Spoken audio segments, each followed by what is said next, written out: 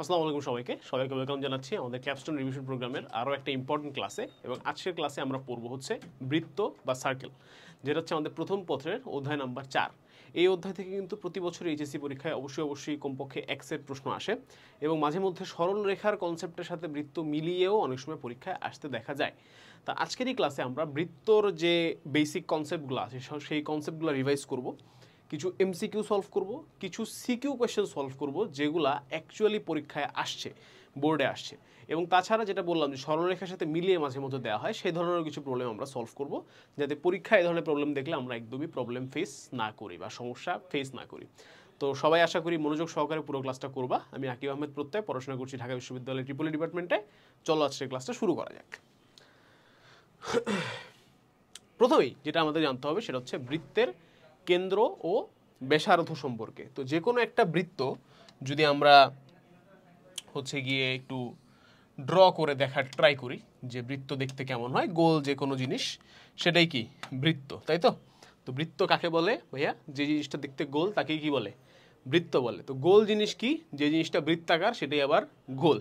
ব্যাপারটা অনেকটা এরকম হয়ে যায়। বাট বৃত্ত অ্যাকচুয়ালি কি অফিসিয়াল সুন্দর সংজ্ঞা যদি দিতে হয় তাহলে বলতে হবে যে কোনো একটা কেন্দ্রকে, কোনো একটা পয়েন্টকে কেন্দ্র হিসেবে কনসিডার করে যদি নির্দিষ্ট দূরত্ব মেনটেন করে কোনো একটা সরলরেখা তো না, রেখা ড্র করা হয়, সেটাকে আমরা হচ্ছে বলে থাকি বৃত্ত। তো যেইটাকে সেন্টার করে করা হয় সেটাকে আমরা বলে থাকি হচ্ছে কেন্দ্র, আর যে নির্দিষ্ট ডিস্টেন্সটা মেনটেন করা হয় সেটাকে আমরা বলি হচ্ছে ব্যাসার্ধ। খুবই বাচ্চাকালের কনসেপ্ট, কমন কনসেপ্ট। তো এই কেন্দ্র আর ব্যাসার্ধ তো আমরা সবাই জানি। তো এটাকে অ্যালজেব্রিক্যালি যদি আমরা এক্সপ্রেস করি তাহলে কেন্দ্রকে আমরা লিখতে পারবো হচ্ছে এইচ কমা কে দিয়ে যদি রিপ্রেজেন্ট করি, আর ব্যাসার্ধ যদি আমরা আর দিয়ে রিপ্রেজেন্ট করি। ঠিক আছে? কেন্দ্রকে আমি এইচ কমা কে দিয়ে কেন রিপ্রেজেন্ট করলাম এটা তোমরা একটু পরে দেখতে পারবা। আর ব্যাসার্ধকে আমরা অনেক সময় কী দিয়ে রিপ্রেজেন্ট করি? আর দিয়ে রিপ্রেজেন্ট করি। আর এই যে আমাদের বাইরের দিকটা আছে এটাকে আমরা কি বলে থাকি ভাইয়া বলো তো? এটাকে আমরা বলে থাকি হচ্ছে পরিধি। কি বলে থাকি? পরিধি। ওকে, এটাকে আমরা বলি পরিধি। আচ্ছা, আরেকটা খুবই ইম্পর্টেন্ট টপিক, সেটা বৃত্তের সাথে রিলেটেড, সেটা হচ্ছে পাই। এই পাই সম্পর্কে তোমরা অনেকেই অনেক কিছু জানো, যে পায়ের ভ্যালু হচ্ছে 3.1416। কাউকে জিজ্ঞেস করলে যদি জিজ্ঞেস করি যে ভাই পাই কি জিনিস, বলে ভাই 3.1416। পাই অ্যাকচুয়ালি হচ্ছে একটা রেশিও বা একটা কি বলা যায়, একটা ভগ্নাংশ বা রেশিও, মানে অনুপাত। পাই হচ্ছে একটা অনুপাত। কার অনুপাত? বৃত্তের পরিধি এবং বৃত্তের ব্যাসের অনুপাত। পরিধি আর ব্যাসের অনুপাতকে আমরা হচ্ছে বলে থাকি পাই। তো পরিধির সংজ্ঞা কি আমরা জানি এই জন্য যে 2 পাই আর, আর ব্যাসের সংজ্ঞা কি আমরা জানি এই জন্য 2 আর। তো ডিভাইড করলেও পাই আসে। ঠিক আছে? তো এগুলো হচ্ছে বৃত্ত নিয়ে কিছু কমন কথাবার্তা আর কি। বৃত্তের কেন্দ্র, বৃত্তের ব্যাসার্ধ, বৃত্তের পরিধি, এছাড়াও তোমরা জানো যে বৃত্তের ক্ষেত্রফল হচ্ছে পাই আর স্কোয়ার। সিম্পল কথাবার্তা। বাট এই জিনিসগুলো নিয়ে আমরা আসলে খুব বেশি ইন্টারেস্টেড না। আমরা মূলত ইন্টারেস্টেড হচ্ছে বৃত্তের কেন্দ্র আর ব্যাসার্ধ নিয়ে। ঠিক আছে? যে কোনো বৃত্ত, মনে রাখবা, দুনিয়ার যে কোনো বৃত্তের সমীকরণ যদি তোমাকে নির্ণয় করতে বলা হয়, সমীকরণ নির্ণয়ের জন্য তোমার এই দুটো জিনিস লাগে। কোন দুটো জিনিস লাগে ভাইয়া? কেন্দ্র লাগে আর ব্যাসার্ধ লাগে। কোন দুটো জিনিস লাগে? কেন্দ্র লাগে আর ব্যাসার্ধ লাগে। ঠিক আছে? এটা মনে রাখবা। তো এইবার আমরা চলে আসি হচ্ছে বৃত্তের সমীকরণে। ঠিক আছে? আমি কয়েকটা বৃত্তের সমীকরণ একটার পর একটা একটু লিখে যাব।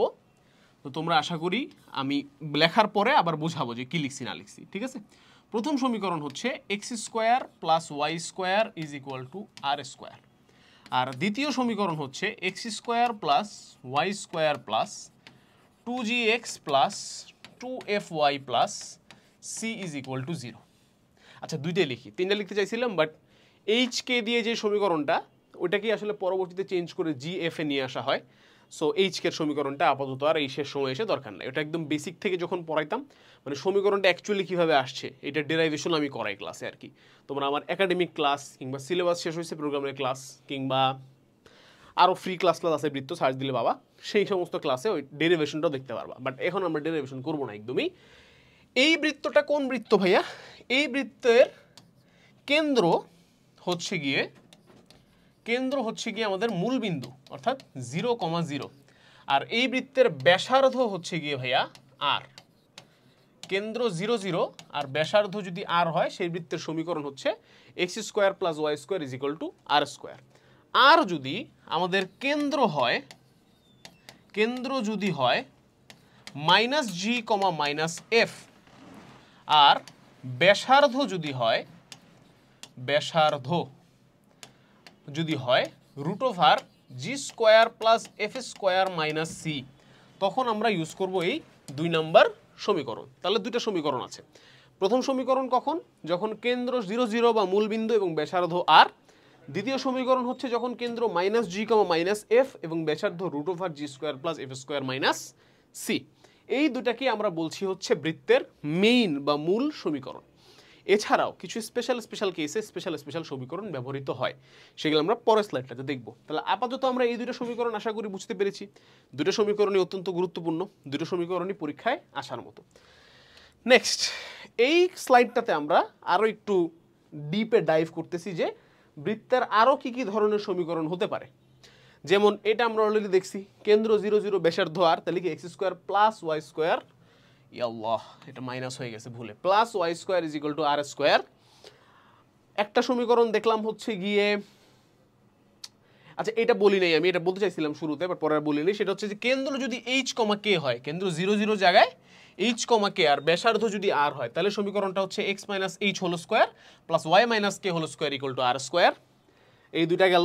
তারপরে কোনটা দেখালাম? এটা তো দেখালামই, কেন্দ্র minus g comma minus f, ব্যাসার্ধ রুট ওভার জি square plus F square minus c, আর সমীকরণটা হচ্ছে x square plus Y square plus 2g x plus 2fy plus C is equal to 0, যেটা আমরা আগের স্লাইডে দেখে আসলাম। এছাড়া একটা খুবই ইম্পর্টেন্ট সমীকরণ হচ্ছে এইটা, যেটা আমাদের ভবিষ্যতে অনেক বেশি কাজে লাগবে। সেটা হচ্ছে x1 y1 এবং x2 y2 কে যদি দুইটা ব্যাসের প্রান্তবিন্দু, মানে কি ভাইয়া, এই যে ছবিটা দেখো, এই যে একটা ব্যাস অঙ্কন করা হয়েছে, এক পাশে x1 y1 আর এক পাশে x2 y2, এরকম যদি ব্যাসের প্রান্তবিন্দু দেয়া থাকে, তাহলে আমরা সমীকরণ, বৃত্তের সমীকরণ বের করতে পারবো। সেটা হচ্ছে x minus x1 into x minus x2 plus y minus y1 into y minus y2 is equal to 0। এটা আমাদের অনেক বেশি পরীক্ষায় আসার মতো একটা সমীকরণ। তাহলে ওভারঅল এই 4টা সমীকরণে আমাদের বিভিন্ন কেসে বের করা লাগবে, বাট আলটিমেটলি এইটা বাদে সবগুলোর ক্ষেত্রেই কিন্তু শুধুমাত্র কেন্দ্র এবং ব্যাসার্ধটাই মেইন।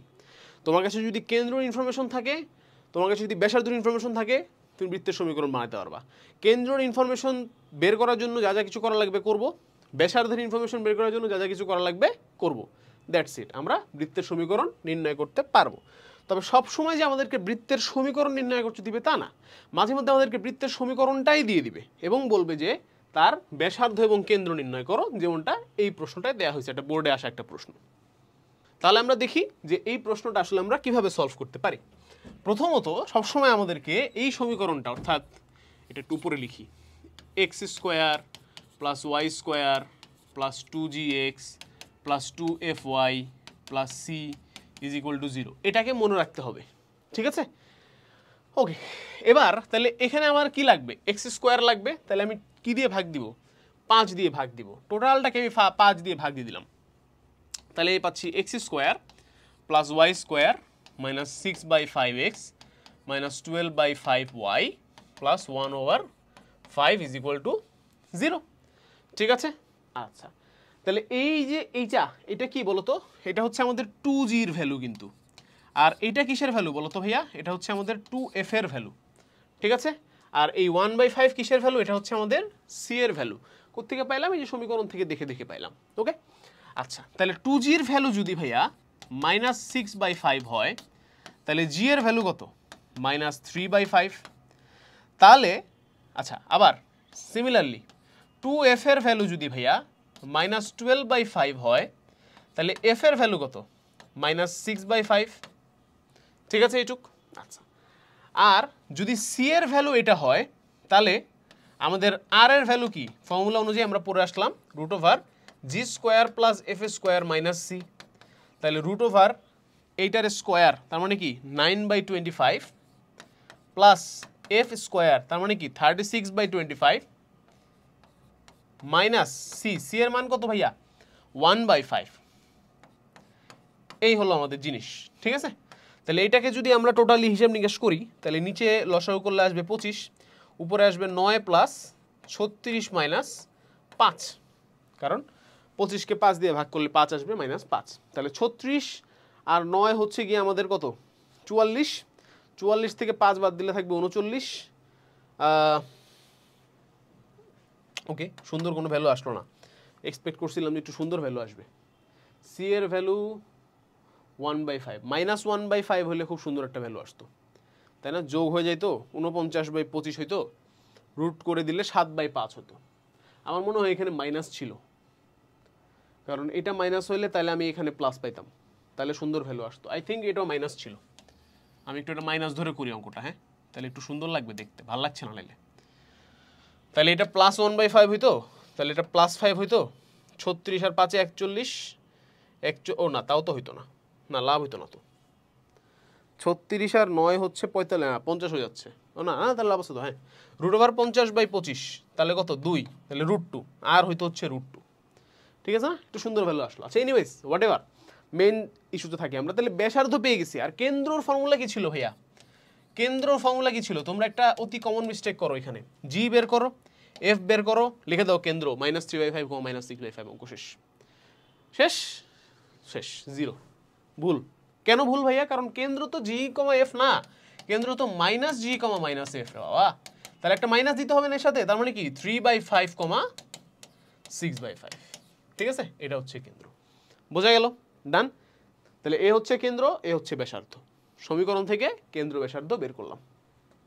নেক্সট, 3x - 4y + 4 = 0 এবং 6x - 8y - 7 = 0 সরলরেখা দ্বয় একই বৃত্তের স্পর্শক হলে বৃত্তটির ব্যাসার্ধ কত? যদিও স্পর্শক এখনো পড়াই নেই এই ক্লাসে, বাট এখন তো ভাই রিভিশন ক্লাস, এখন একটু আমাদেরকে মাল্টিপারপাস এমসিকিউ সলভ করা শিখতে হবে। ঠিক আছে, আগের মতো আর টপিক ধরে ধরে এমসিকিউ সলভ করার সুযোগ নাই।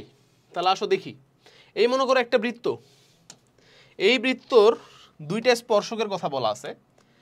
একটা স্পর্শক হচ্ছে এরকম, এটা জাস্ট স্পর্শ করবে, বাট আমি স্পর্শ করাতে পারতেছি না, কাছাকাছি গিয়ে থেমে যাচ্ছে আর কি। ধরে নাও যে স্পর্শ করছে, মনের শান্তি বড় শান্তি। ঠিক আছে, মনে মনে বিশ্বাস করে নাও যে দুইটাই স্পর্শক। ঠিক আছে, এটা জানি না কেন জানি স্পর্শ হচ্ছে না। এনিওয়েজ, দুইটাই স্পর্শক। এই দুইটা স্পর্শক যে ভাই সমান্তরাল, আপনি বুঝলেন কিভাবে? যদি এই কোশ্চেনটা করে থাকো, ভেরি গুড, তুমি রাইট ট্র্যাকে আছো। দেখো 3x - 4y, 6x - 8y, এটা কি আমি চাইলে হয়ে লিখতে পারি না? 3x - 4y - 7/2 = 0 লিখতে পারি কিনা?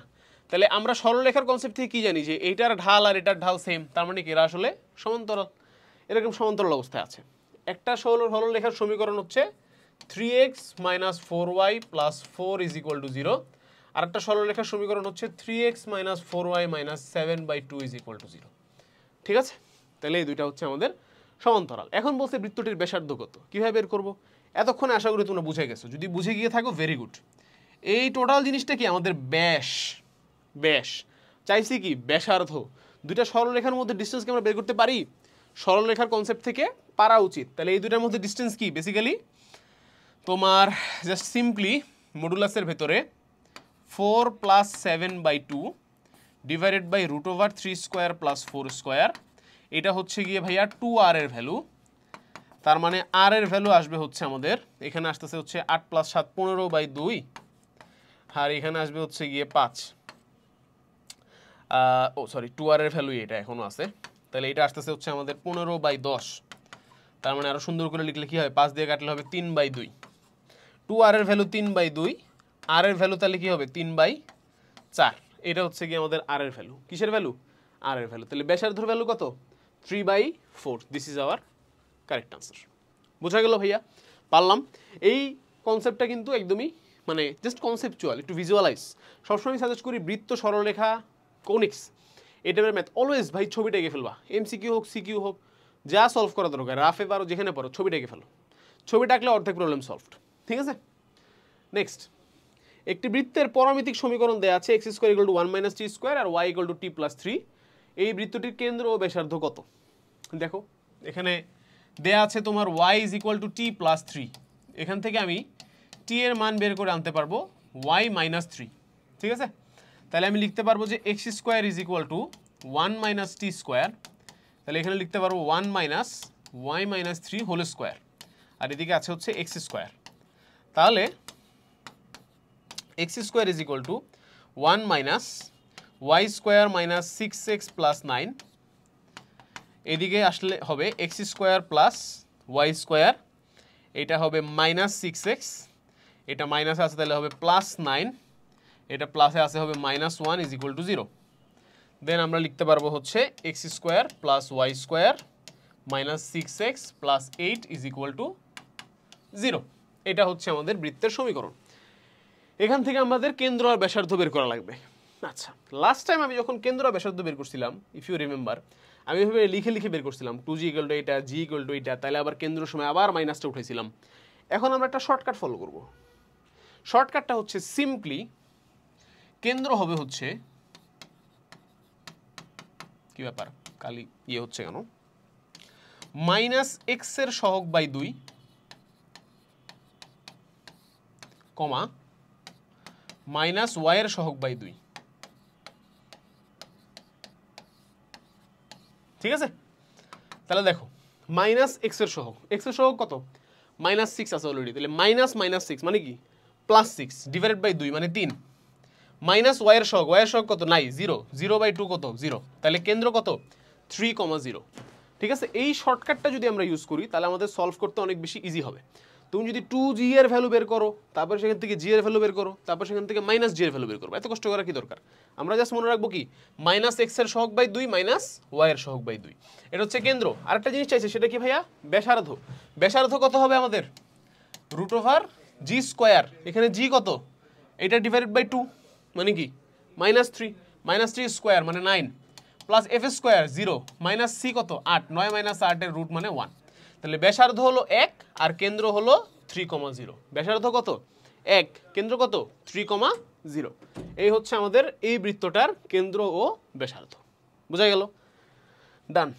নেক্সট, একটি বৃত্তের কেন্দ্র 6,π/4 আর ব্যাসার্ধ 5 একক হলে বৃত্তের সমীকরণ নির্ণয় করো। এখানে আমাদেরকে কার্তেশীয় না দিয়ে পোলার ফর্মে দেয়া আছে।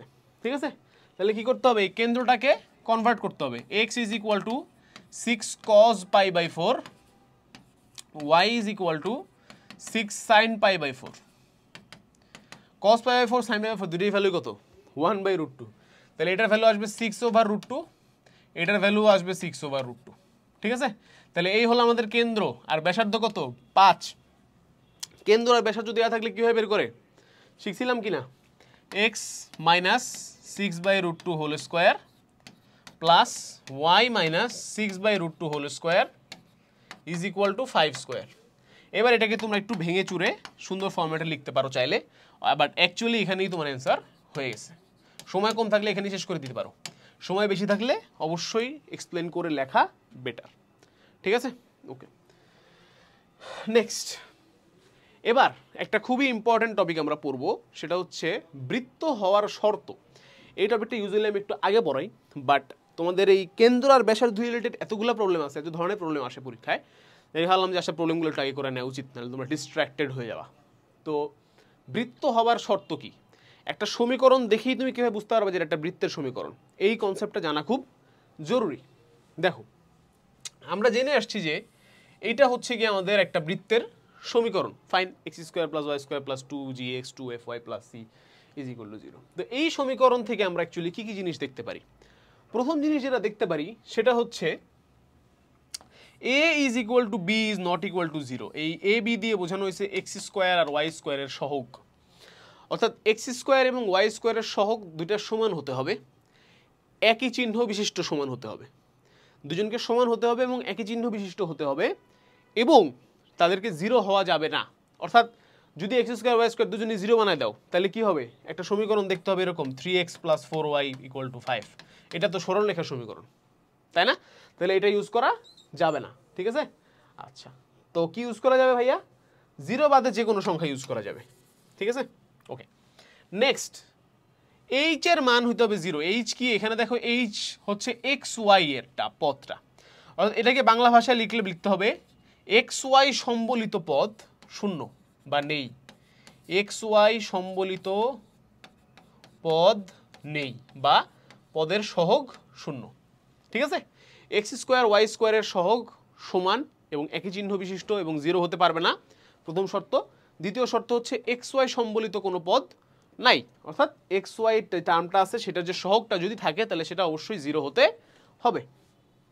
নেক্সট, g² + f² - c এর ভ্যালু অবশ্যই গ্রেটার দেন ইকুয়াল টু 0 হতে হবে। কেন? কারণ এইটা কি, আমরা জানি যে r is equal to root over G square plus F square minus C, তাই তো? তাহলে আর স্কোয়ার কি? আর স্কোয়ার হচ্ছে এই রুটটা উঠে যাবে, g square plus F square minus c. তো এই টার্মটা জিরোর থেকে বড় হইতে হবে কেন, বা জিরোর সমান হতে হবে কেন? কারণ যদি এটা জিরো থেকে ছোট হয় তাহলে বুঝতে পারতেছো এই আর হয়ে যাবে ইমাজিনারি, অর্থাৎ ব্যাসার্ধ হয়ে যাবে ইমাজিনারি, জটিল সংখ্যা, কাল্পনিক সংখ্যা, অর্থাৎ বৃত্তটা আর বাস্তব বৃত্ত থাকবে না। সুতরাং বাস্তব বৃত্তের জন্য আমাদের আর এর ভ্যালু বড় হওয়া প্রয়োজন। কাল্পনিক বৃত্ত বা ইমাজিনারি বৃত্ত বা জটিল প্লেনে বৃত্ত তোমরা পড়বা একটু বড় হইলা ইনশাল্লাহ, ঠিক আছে? এইচএসসিটা দাও, অ্যাডমিশনে মনে হয় না করানো হবে, ভার্সিটি অ্যাডমিশনে তো করাই না, ইঞ্জিনিয়ারিংয়ে মনে হয় না করায়, বাট তারপরে গিয়ে দেখতে পারবা আর কি, ঠিক আছে? যদি ইঞ্জিনিয়ারিং লাইনেও পড়তে পারবা হালকা পাতলা, ম্যাথামেটিক্সের লাইনে গেলে তো অবভিয়াসলি পড়তে হবে তোমাদেরকে, ঠিক আছে?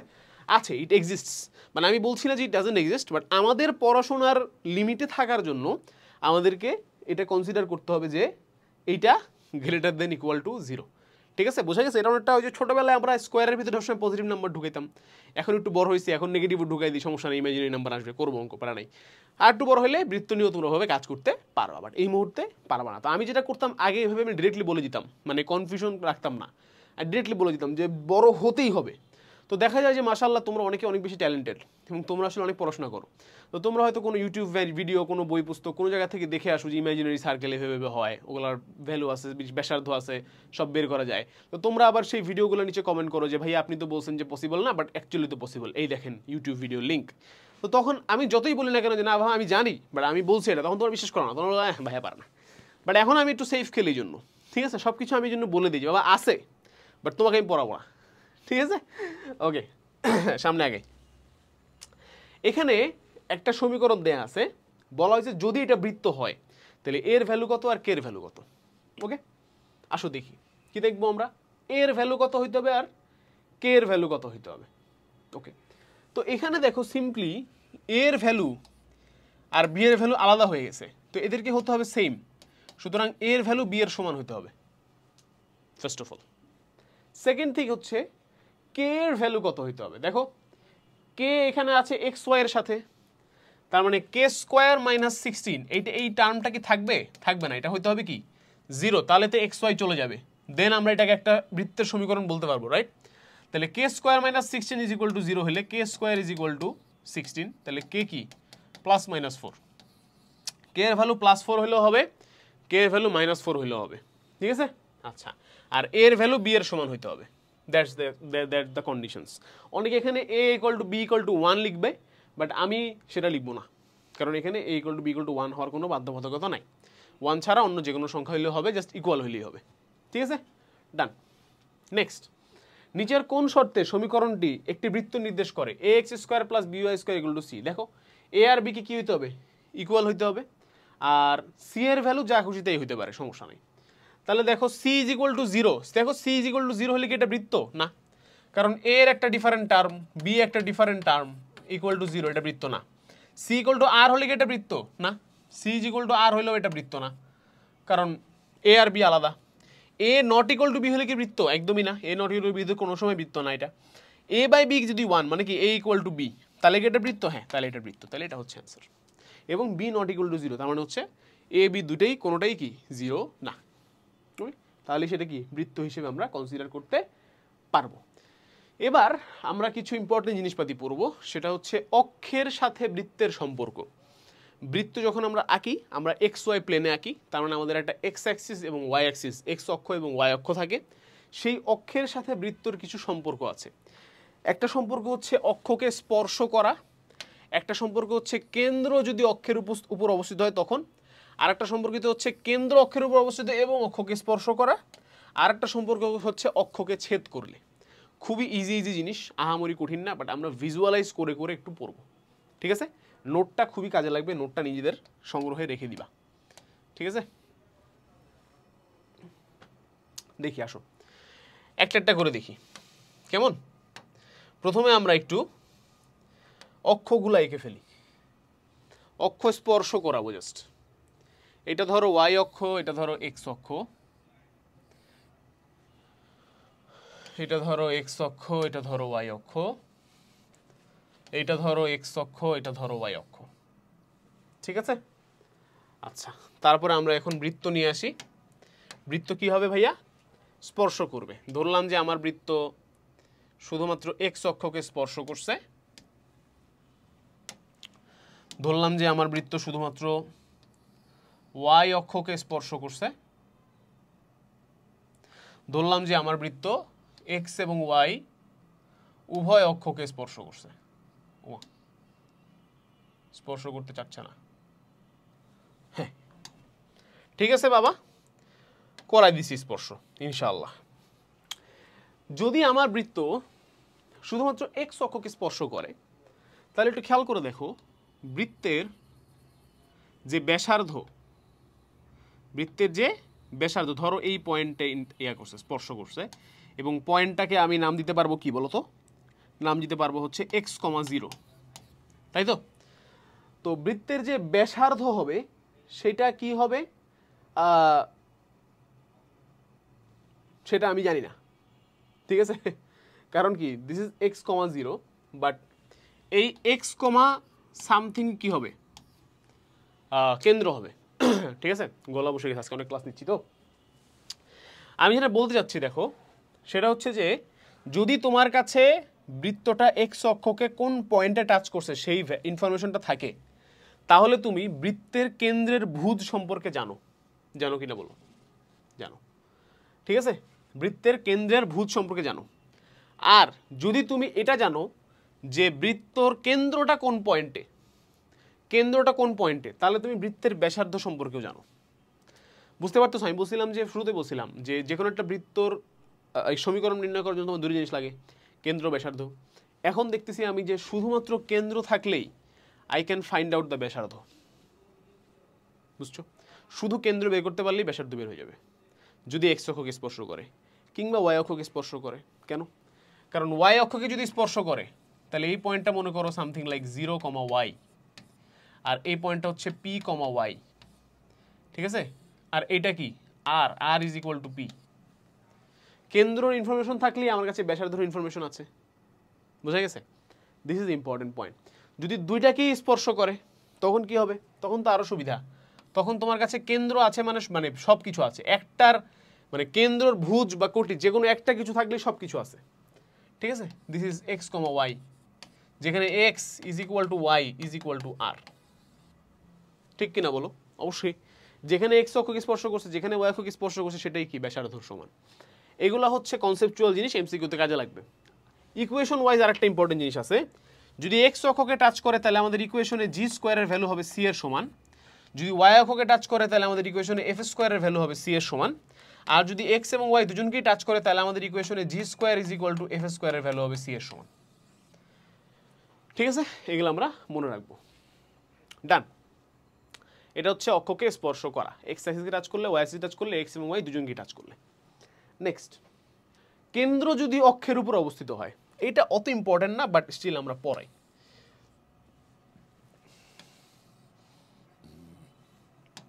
এই হলো আমাদের বৃত্ত, এই হলো আমাদের কেন্দ্র, সরি অক্ষ। কেন্দ্রটা আমাদের এক্স অ্যাক্সিসের উপর অবস্থিত, কেন্দ্রটা এক্স অ্যাক্সিসের উপর অবস্থিত, অথবা কেন্দ্রটা ওয়াই অ্যাক্সিসের উপর অবস্থিত হতে পারে, লাইক দিস। ঠিক আছে? তাহলে আমাদের কেন্দ্র অর্থাৎ বৃত্তের যে কেন্দ্র আছে সেটা যদি এক্স অ্যাক্সিস কিংবা ওয়াই অ্যাক্সিসের উপরে থাকে, সেক্ষেত্রে সেটা কি হতে পারে, সেটাই আমরা দেখবো। ঠিক আছে? আমি একটু ডিস্ট্রাক্টেড হয়ে গেছি, কেউ একজন আসছিল। আচ্ছা, সো যদি আমাদের কেন্দ্রটা এরকমভাবে এক্স অ্যাক্সিসের উপর অবস্থান করে, কেন্দ্রটা যদি এরকম এক্স অ্যাক্সিসের উপর অবস্থান করে, তাহলে খেয়াল করে দেখো এই এক্স অ্যাক্সিসের সমীকরণটা কি ভাইয়া? এক্স অ্যাক্সিসের সমীকরণটা হচ্ছে Y is equal to 0, right? তার মানে তুমি বুঝতেছো জিনিসটা, এই ওয়াই ইজ ইকুয়াল টু 0-র উপরে এই কেন্দ্রটা আছে, তার মানে আমাদের কেন্দ্রের কোটি সমান সমান 0 হবে না কিনা? হবে কিনা বলো তো? হবে। কেন্দ্রের কোটি কি হবে? 0 হবে। যদি আমাদের এরকম ভাবে ওয়াই অক্ষের উপর অবস্থান করে, তাহলে আমাদের কেন্দ্রের ভুজ কত হবে? কেন্দ্রের ভুজ কত হবে? 0 হবে। ঠিক আছে? কেন্দ্রের কোটি কত? 0। এই ক্ষেত্রে, ওই ক্ষেত্রে কত? কেন্দ্রের ভুজ কত হবে? 0 হবে। বুঝছো?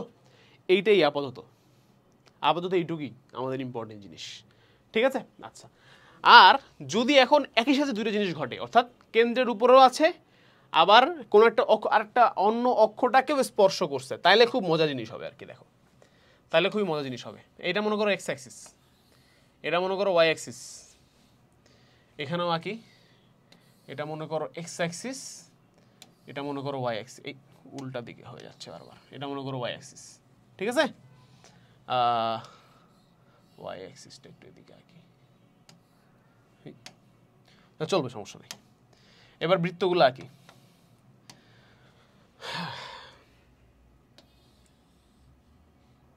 এই কেন্দ্রের উপর আছে, এই ওমা গো, এরকম হচ্ছে কেন?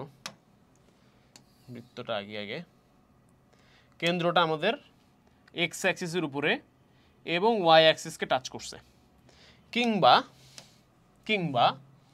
কেন্দ্রটা ওয়াই অ্যাক্সিসের উপরে এবং এক্স অ্যাক্সিসকে টাচ করছে। এরকম ঘটনা ঘটতে পারে কিনা বলো? করতে পারে। আচ্ছা, আমরা জানি ওয়াই অ্যাক্সিসকে টাচ করলে কি হয়? F square is equal to C হয়, রাইট?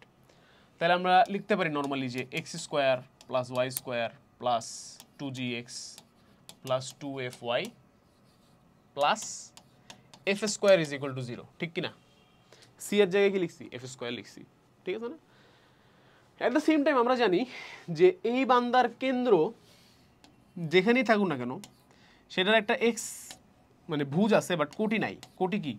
0। কোটি যদি 0 হয় তার মানে এই এফ এর ভ্যালু কত? 0। তখন আমরা কি লিখতে পারবো? X square plus Y square plus 2gx plus 0 plus এটার আবার স্কোয়ার, 0 স্কোয়ার কি? 0 ইজ ইকুয়াল টু 0। তার মানে এত কথাবার্তা বলে কি লাভ ভাই? ডিরেক্টলি বলেন না, X square plus Y square plus 2gx is equal to 0। বুঝতে পারতেছো কত সুন্দর হয়ে গেছে জীবন আমাদের? যখন এটা এক্স অ্যাক্সিসের উপরের কেন্দ্র আবার ওয়াই অ্যাক্সিসকে টাচ করছে, তাহলে ওইটা কি হবে বলো? গেস করে তো বলতে পারা উচিত। কি হবে? X square plus Y square plus 2fy is equal to 0। তাহলে বুঝছো, যখন দুইটা জিনিস একসাথে ঘটবে তখন আমাদের জীবন সুন্দর হয়ে যাবে। ওকে, নাইস, ডান।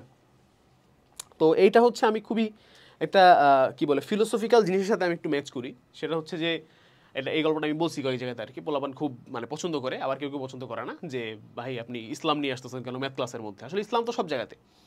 ইসলামকে তুমি এক জায়গা থেকে উঠায় তুমি নিষিদ্ধ করে দিতে পারবে না যে না এই জায়গার মধ্যে ইসলাম নাই, হ্যাঁ, যে এই রুমের মধ্যে ইসলাম নাই, এরকম বলতে পারবো না। ইসলাম সব জায়গায় আছে। তো ইসলামের দুটো জিনিস খুবই আমি মানে খেয়াল করে দেখছি যে দুটো জিনিস খুব ইম্পর্টেন্ট। একটা হচ্ছে আশা আর একটা হচ্ছে ভয়। দুটো জিনিসটা খুবই মানে ইন্টারকানেক্টেড। মানে দুনিয়ার মনে করো যে বর্তমানে মনে করো একদম তোমার ভাষ্য মতো একদম মনে করো সেরা মুফতি বা সেরা আলেম বা সেরা দায়ী যাই বলো না কেন, তাকে তুমি ধরো নিয়ে আসলা তোমার মতে, কারণ এটা নিয়ে মতভেদ থাকবে, আমি একজনকে বলবো তুমি একজনকে বলবো, তোমার মতে তুমি নিয়ে আসলা। তাকে যদি তুমি জিজ্ঞেস করো আচ্ছা আপনি কি জান্নাতে যেতে পারবেন, কি মনে হয়? সে বলবে ইনশাআল্লাহ যেতে পারবো। তুমি তাকে আবার জিজ্ঞেস করো আপনি কি জান্নাতে যেতে পারবেন, ইনশাআল্লাহ যেতে পারবো। তুমি আবার জিজ্ঞেস করলে আপনি কি শিওর জান্নাতে যেতে পারবেন, আপনার জীবনে কোনো গুনাহ নাই, তখন সে বলবে যে গুনাহ তো থাকতেই পারে, কিন্তু সেই গুনাহ থেকে বাঁচার জন্য আমরা ইস্তেগফার পড়ি, আস্তাগফিরুল্লাহ পড়ি, যাই পড়ি না কেন, সেটা আল্লাহ মাফ করলে আমি জান্নাতে যেতে পারবো। তার মানে কি তার মধ্যে কিছুটা হলো ভয় আছে কিনা? আছে, আচ্ছা।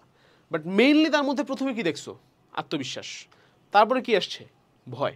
Same goes for every single মুমিন। দুনিয়ার সমস্ত মুমিনের জন্য, সমস্ত মুসলিমের জন্য ব্যাপারটা এরকমই। তোমার আমার জন্য সেম। তুমি কোনোদিন কনফিডেন্টলি বলতে পারবা না যে না ভাই আমি দুনিয়ার সবচাইতে পরহেজগার মানুষ, দুনিয়ার সবচাইতে মানে মুমিন ব্যক্তি, আমি শিওর জান্নাতে যাবো। তুমি বলতে পারবে যে ইনশাআল্লাহ জান্নাতে যাবো, বাট স্টিল তোমার মধ্যে একটা ভয় আছে, এবং সেই ভয় থেকেই তো তুমি নামাজ পড়বা, ইবাদত করবা, বেশি বেশি নফল নামাজ পড়বা, আস্তাগফিরুল্লাহ পড়বা, তাই না? দুটো জিনিসের মিশ্রণ হয়ে গেলে জীবন সুন্দর হয়ে যায়। কিন্তু সিমিলারলি এখানে দেখো, অক্ষকে টাচ করলে এক ধরনের সুবিধা আছে, কিছু কিছু সুবিধা আছে, আমরা পড়লাম এই সমীকরণের সুবিধা হয় এই সেই F square equal to C, G square equal to C হয়, ফাইন। আবার অক্ষর উপরে কেন্দ্র হইলে আরেক ধরনের সুবিধা আছে, যে হ্যাঁ কেন্দ্রটা আমাদের ইজি হয়ে যায়, যে হয় ভুজ নালে কোটি, যে কোনো একটা 0 হয়ে যায় ইত্যাদি। বাট দুইটা জিনিস একসাথে হয়ে যায় তাহলে জীবন সুন্দর, একদম ইজি হয়ে যায়, একদম X square plus Y square 2gx এরকম একটা সুন্দর equation, X square plus Y square plus 2fy equal to 0 আরেকটা সুন্দর ইকুয়েশন, দুইটা সুন্দর সুন্দর ইকুয়েশন চলে আসে, ঠিক আছে? এনিওয়েজ, তাহলে আমরা বুঝতে পারলাম যে যখন আমাদের এই ধরনের জিনিস হবে তখন আমাদের জীবন সুন্দর হয়ে যাবে। নেক্সট, অক্ষকে ছেদ করলে এবার আমাদের অক্ষকে আমরা একদম ছেদ করে দিব ভাই। হ্যাঁ, এই ধর একটা বৃত্ত, এই ধর একটা বৃত্ত, এটা একদম ইজি, মানে এটা না আঁকলেও হইতো। ধরো যে ওয়াই অক্ষটা এদিকে আছে, কোথাও এক জায়গায় আছে, আর এক্স অক্ষটা এভাবে ছেদ হয়ে গেছে মাঝখান থেকে, আর এখানে ওয়াই অক্ষটা এভাবে মনে করো ছেদ হয়ে গেছে, আর এক্স অক্ষটা বাইরে কোথাও আছে। ঠিক আছে, অক্ষকে যদি এরকমভাবে ছেদ করে দুইটা পয়েন্টে, ঠিক আছে, এরকম দুইটা পয়েন্টে, তাহলে সিম্পলি মনে রাখবা যে এই দুইটা পয়েন্টের মধ্যবর্তী দূরত্ব যদি এক্স অক্ষ ছেদ করে তাহলে হচ্ছে 2√g² - c, আর যদি ওয়াই অক্ষকে ছেদ করে এই দুইটা পয়েন্টের মধ্যবর্তী দূরত্ব হবে হচ্ছে 2√f² - c। 2√f² - c, এই দুটো ডিফারেন্স কি হবে? 2√g² - c। ক্লিয়ার? সিম্পল, ডান। এই হচ্ছে আমাদের বিভিন্ন ধরনের অক্ষের সাথে সম্পর্ক। এবার আমরা ঠাসঠুস ম্যাথ করবো। দেখো, বেসিক বুঝলে ম্যাথ কত ইজি হয়। দেখো, একটি বৃত্তের কেন্দ্রের স্থানাঙ্ক দেওয়া আছে 2, -4, উহা এক্স অক্ষকে স্পর্শ করছে, বৃত্তটির সমীকরণ নির্ণয় করো। কি বলছিলাম? এক্স অক্ষকে স্পর্শ করলে জাস্ট কেন্দ্র দেয়া থাকলেই ভাই তোমার কাছে ব্যাসার্ধ আছে। কি হয়? ব্যাসার্ধ আছে, কারণ এই পয়েন্টটা কি হবে? এই পয়েন্টটা কিরকম হয় বলো তো? সামথিং, 0, সেই সামথিংয়ের ভ্যালু কি? অবশ্যই 2, তাহলে এটা হচ্ছে 2, 0। তাহলে এই ব্যাসার্ধটা কত বলো ভাইয়া?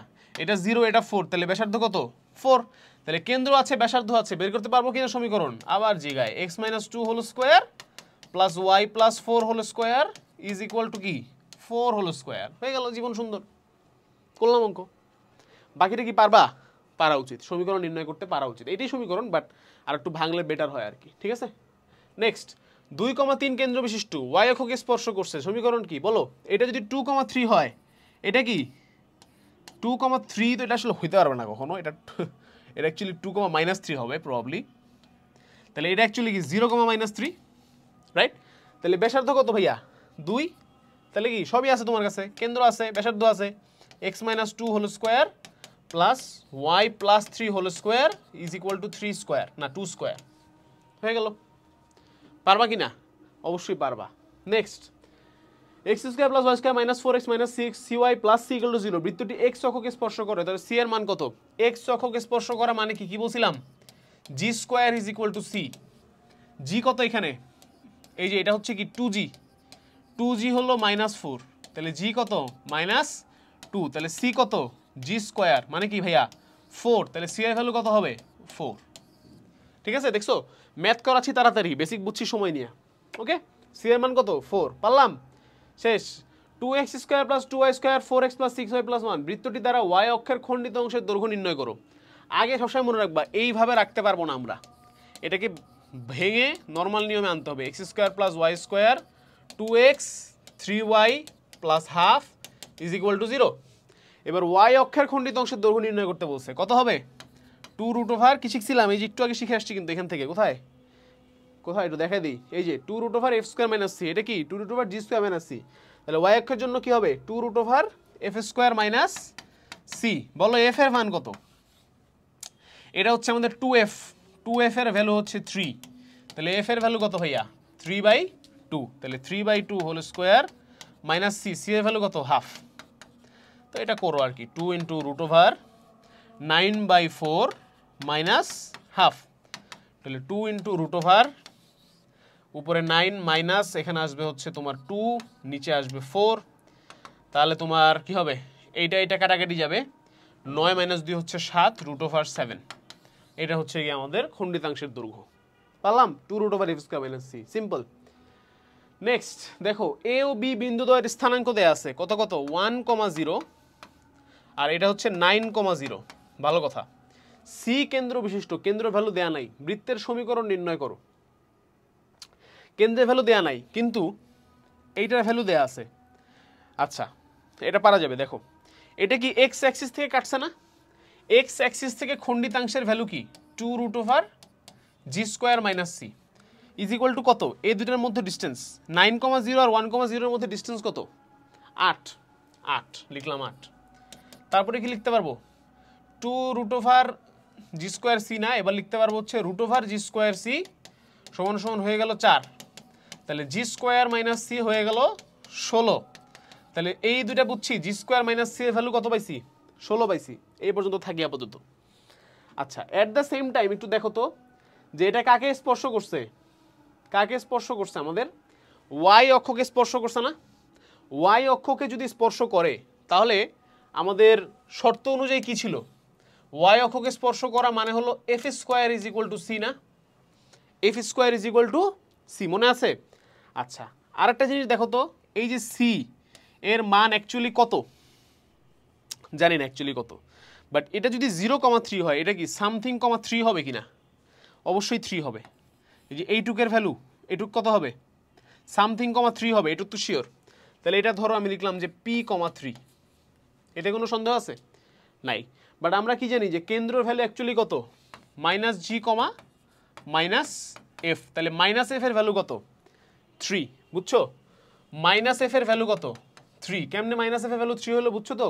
এই যে 0,3 পয়েন্টে টাচ করছে, এই পয়েন্ট বরাবরই তো আমাদের কেন্দ্র থাকবে, তাহলে এটা যদি 0,3 হয় এটা হবে সামথিং কমা 3, তাহলে 3 কি মাইনাস এফ, তাহলে মাইনাস এফ এর ভ্যালু কি 3, তাহলে এফ এর ভ্যালু কি -3, তাহলে সি এর ভ্যালু কি -3 স্কোয়ার মানে 9, এফ এর ভ্যালু পাইছি, সি এর ভ্যালু পাইছি, জি এর ভ্যালু পাবো কিনা এখন বলো?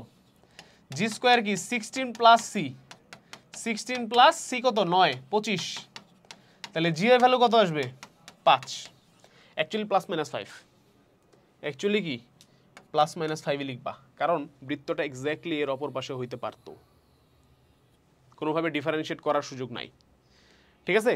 বাট যেহেতু আমাদের 1,0 আর 9,0 দেয়া আছে, দ্যাটস ওয়াই এটার ভ্যালু অবশ্যই +5ই হবে, নাকি না? -5 হবে, কারণ মাইনাসে মাইনাসে প্লাস হইতে হবে, -5 হবে, ঠিক আছে? জি এর ভ্যালু মাইনাস নিতে হবে, কেন নিতে হবে বুঝছো তো? আবার একটু বুঝাই বলি, জি স্কোয়ার ভ্যালু 25 আসছে, জি এর ভ্যালু +-5, আচ্ছা ধরলাম আমি +5, তাহলে জি এর ভ্যালু যদি +5 হয় তাহলে মাইনাস জি এর ভ্যালু কত? -5, বাট এই পয়েন্টকে কখনো -5 হতে পারে? হতে পারে না, এটা পজিটিভ ফার্স্ট কোয়াড্রেন্টে না, তাহলে ওই পাশে চলে যাবে, এটাকে ফার্স্ট কোয়াড্রেন্টে রাখার জন্য জি এর ভ্যালু -5 হতে হবে, বোঝা গেছে? সব কিছু পেয়ে গেছি, করো সমীকরণ বের করো এবার, X square plus Y square plus 2gx, G এর ভ্যালু কত? -5, তাহলে 2gx এর ভ্যালু কত হবে? -10x, 2fy, -3 into 2 কত? -6y, প্লাস সি এর ভ্যালু কত? 9, +9 ইজ ইকুয়াল টু 0, ডান। এই হলো আমাদের সমীকরণ, ঠিক আছে? কেন্দ্র বিশিষ্ট বৃত্তের সমীকরণ আমরা নির্ণয় করতে পেরেছি। এ ভেরি ইম্পর্টেন্ট ম্যাথ, পুরাটাই কিন্তু ভাই জাস্ট ট্রিকি, মানে অঙ্ক 3 পেজ না, অঙ্ক 1 পেজ, বাট জাস্ট তোমার মাথা খাটাইতে হবে, ট্রিক খাটাইতে হবে, বেসিক ইউজ করতে হবে, ম্যাথ করতে হবে। এই ধরনের অঙ্ক যদি তোমরা সলভ করতে পারো, এই জন্যই এতক্ষণ ধরে ছবি এঁকে এঁকে ভিজুয়ালাইজ করে করে বুঝাইছি, এবার দেখ এক্স অ্যাক্সিস স্পর্শ করলে এমন হয়, ওয়াই অ্যাক্সিস টাচ করলে এমন হয়, কারণ পরীক্ষার হলে যে তুমি ঠাস ঠুস তোমাকে মাথা খাটাতে হবে ভাই। আর তুমি এখন বলতে পারো যে ভাই আপনি অনেক ফাস্ট ম্যাথ করাচ্ছেন, পরীক্ষার হলে তোমাকে এর থেকেও ফাস্ট ম্যাথ করতে হবে, এই জন্য বেসিক তোমাকে ধীরে ধীরে বুঝাইছি, ম্যাথ একটু তাড়াতাড়ি করালাম, ঠিক আছে? নাইস। এবার যে কনসেপ্টটা আমাদেরকে একটু দেখতে হবে সেটা হচ্ছে 3 বিন্দুগামী বৃত্ত, ঠিক আছে?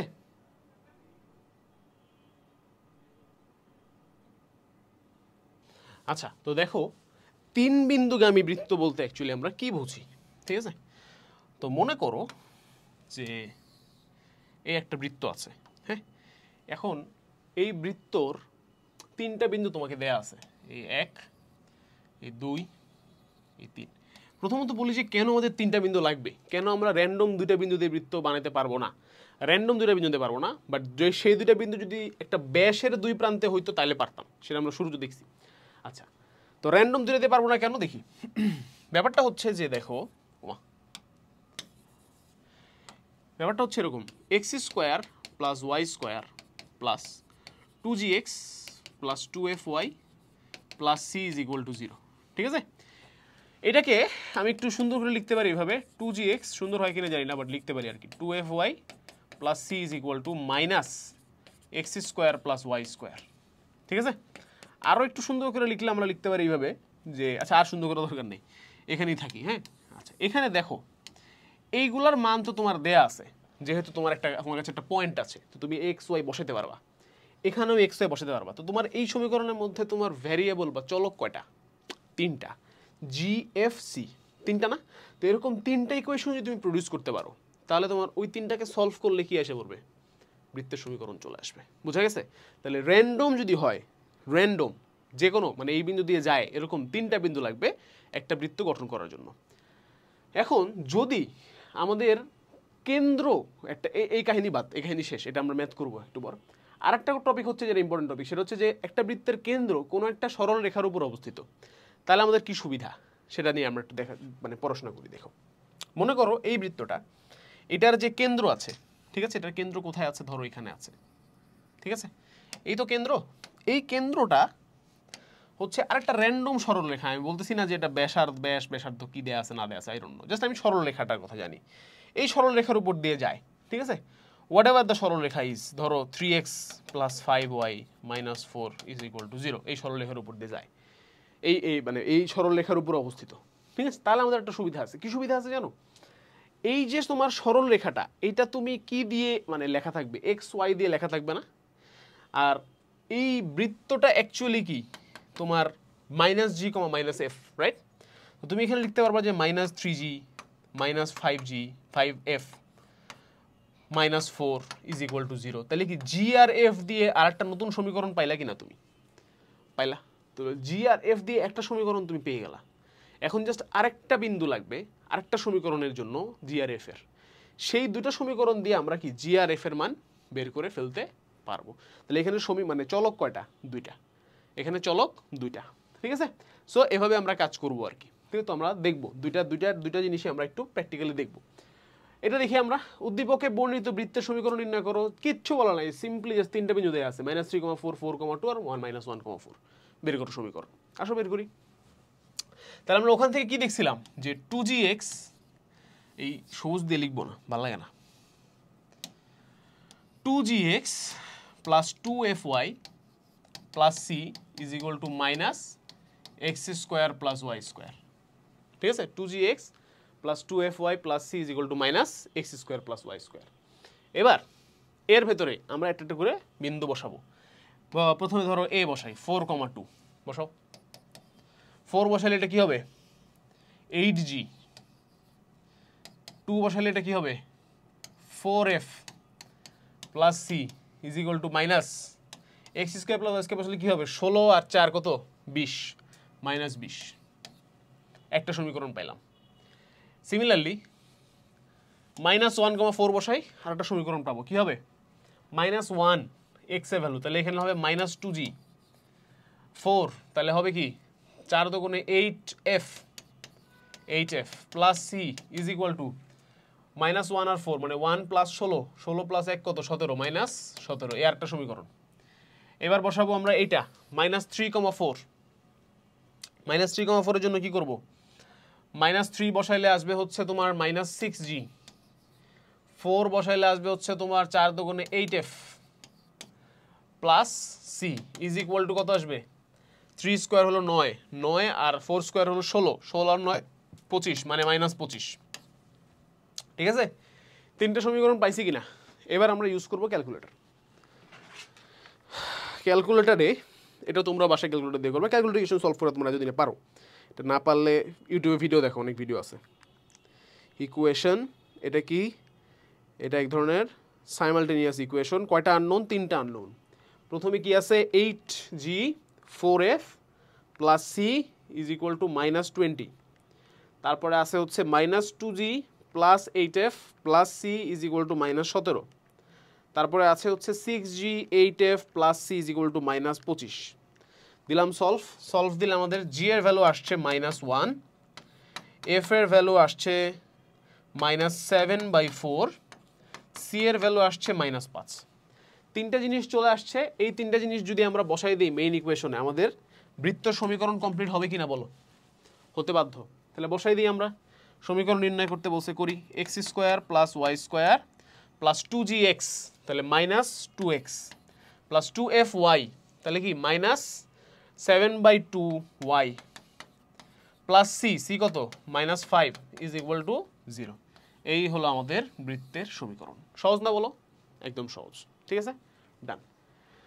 নেক্সট, এরূপ বৃত্তের সমীকরণ নির্ণয় করো যার কেন্দ্র AB রেখার উপর এবং যা মূল বিন্দু ও এই বৃত্তের কেন্দ্র দিয়ে যায়। অর্থাৎ বৃত্তের মধ্যে 2টা পয়েন্ট অলরেডি দেয়া আছে। এবং আরেকটা কথা বলা আছে যে কেন্দ্রটা হচ্ছে আমাদের আরেকটা সরলরেখার উপরে, ঠিক আছে? তাহলে আমরা জানি যে পয়েন্ট দেয়া থাকলে এটা দিয়ে কাজ করতে হয়, এটা আমরা অলরেডি শিখে ফেলছি, তাই না? 2gx 2fy plus c is equal to minus x square plus Y square, এই জিনিস দিয়ে কাজ করতে হয়, এটা আমরা শিখে ফেলছি। এই বৃত্তের কেন্দ্র দিয়ে যায়, বৃত্তের কেন্দ্র কত? মাইনাস এক্স এর সহগ বাই 2 মানে 2 মাইনাস এক্স এর সহগ বাই 2 মানে 4, 2,4 দিয়ে যায়। বসাও তো 2,4 এখানে বাবা। 2 বসাইলে আসবে হচ্ছে 4g, 4 বসাইলে আসবে হচ্ছে 8f plus c is equal two 4 আর 16, 16 আর 4 20 মানে মাইনাস 20। পাইলাম একটা সমীকরণ, একটা পাইছি, বেশি না, একটা সমীকরণ পাইছি। সেকেন্ড, এই সরল রেখাটি মূল বিন্দু দিয়ে যায়, এই কথাটা বলা আছে। যদি কোনো সরল বৃত্তের সমীকরণ মূল বিন্দু দিয়ে যায় তাহলে তার সি এর ভ্যালু কত হবে চিন্তা করে বলো? 0 হবে। কেন ভাইয়া? বুঝি নাই, আসো বুঝাই। X square plus Y square plus 2gx plus 2fy plus c is equal to 0, এটা না বৃত্তের সমীকরণ? মূল বিন্দুতে যায় মানে কি? এটা 0, এটা 0, এটাও 0, এটাও 0, থাকলো কে? c, তার ভ্যালু কি হইতে হবে? 0। তাহলে মূল বিন্দুতে গেলে c এর ভ্যালু কত ভাইয়া? 0, তার মানে এটা কত? 0। পাইলাম 4g plus 8f equal to minus 20, C কে উড়াই দিছি। এবার মূল বিন্দুতে যেহেতু যায় সি উড়াই দিছি, আর এটা থেকে এটা পাইলাম। আর একটা তথ্য দেওয়া আছে, সেটা কি? এই এবি সরল রেখার উপরে নাকি এর কেন্দ্র অবস্থিত, তার মানে কি এই এক্স আর ওয়াইয়ের জায়গায় কি বসানো যাবে? Minus g comma minus f. তো সরল রেখাটা হচ্ছে 3x minus 4y plus 12 is equal to 0, এর মধ্যে মাইনাস জি আর মাইনাস এফ বসানো যাবে। বসাইলাম minus 3g plus 4f plus 12 is equal to 0। তাহলে এখান থেকে আরেকটা সমীকরণ পাইছি কি না? Minus 3g plus 4f is equal to minus 12, পাইছি কি না?